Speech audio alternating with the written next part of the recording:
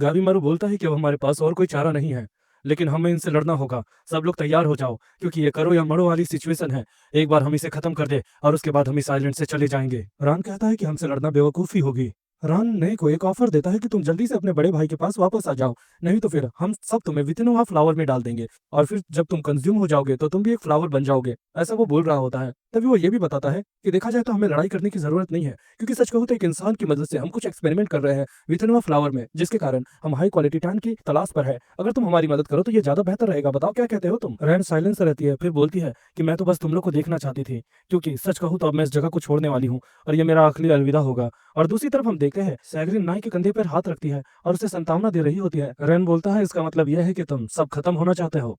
गाभीमारू बोलता है कि जो रन है उसका ताकत वाटर से आता है, उसका ताव वाटर है, जिसके कारण वो चीजों को बहुत अच्छे से मैनिपुलेट कर सकता है। और दूसरी तरफ हम देखते हैं कि नए बोलते हैं कि गाभीमारू ये उसकी जगह, तुम्हें वहां पर नहीं लड़ना चाहिए। तभी गाभीमारू हैरान हो जाता है और तुरंत ही पीछे हटता है, क्योंकि रैन उस पर हमला करने वाला होता है। और उसके बाद गाभीमारू और उसमें एक हैंड टू हैंड कॉम्बैक्ट होती है। और उसके बाद जब गाभीमारू पीछे हो जाता है तब रैन बोलता है कि मेरी सिस्टर ने सही कहा है, ये कोई रेंटन पैलेस नहीं है, ये मेरी जगह है। हम देखते हैं कि जो रैन है वो अपनी ताऊ की पावर की मदद से जो चीजों को उसने तोड़ा था वो दोबारा रिसीव कर देता है और उनको दोबारा पहले जैसा कर देता है, और बताता है मेरी पावर चीजों को मैनिपुलेट कर सकती है और इसके कारण अब तुम लोग मुसीबत में आने वाले हो। गाभीमारू भागकर रैन से लड़ने के लिए जाता है और यूजिरिया को बोलता है कि जल्दी से अपने प्लान को फॉलो करो। तुरंत ही गाभीमारू से लड़ रहा होता है और उसके बाद तुरंत ही रैन बोलता है कि तुम्हारे अंदर ताऊ काफी अच्छा है, लेकिन इस ताऊ से तुम मुझे कभी भी खत्म नहीं कर पाओगे। और तुरंत ही यूजिरिया पीछे से आती है, लेकिन रैन उन दोनों को ही एक किक मार देता है और पीछे कर देता है। तभी गाभीमारू मन में यही बोलता है कि ये लड़ाई काफी अलग है, जब मैं जू जिनसे लड़ रहा था उससे बिल्कुल अलग।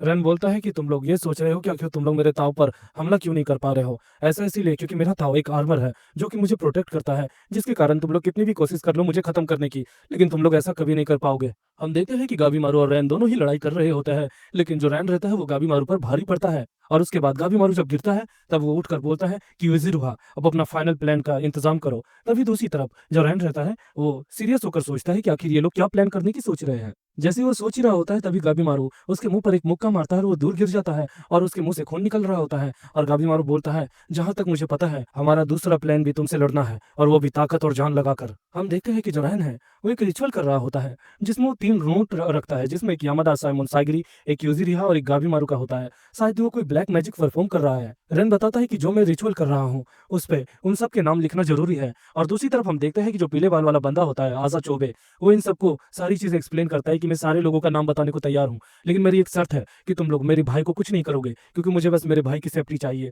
और वो लोग भी इन सब बातों पर एग्री करते हैं।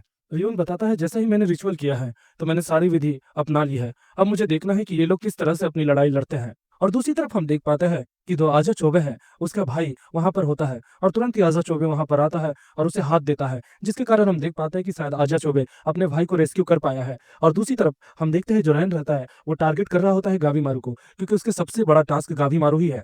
पास्ट का सीन दिखाया जाता है जहां पर गाभीमारू एक्सप्लेन करता है कि 2 तरह के ताव रहता है, एक डिफ्लेक्ट करते हैं और एक अटैक करते हैं।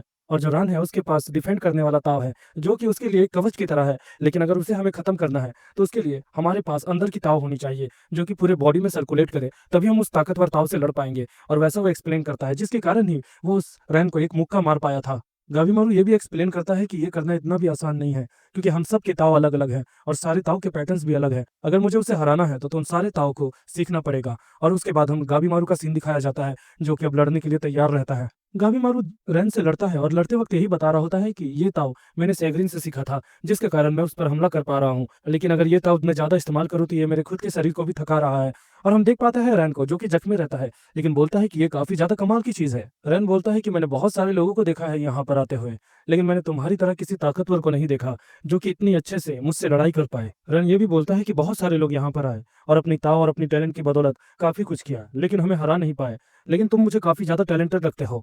गाभीमारू बोलता है कि ये टैलेंट नहीं है, ये हम सबका स्ट्रगल है जो कि तुम्हें दिख नहीं रहा है। यहाँ पर कोई भी टैलेंटेड नहीं है, सब अपनी जी जान से लड़ रहा है, अपनी जान की परवाह ना करते हुए, और इसीलिए ताकि वो तुम्हें हरा सके। और क्या तुम इसे अभी भी टैलेंट कहोगे?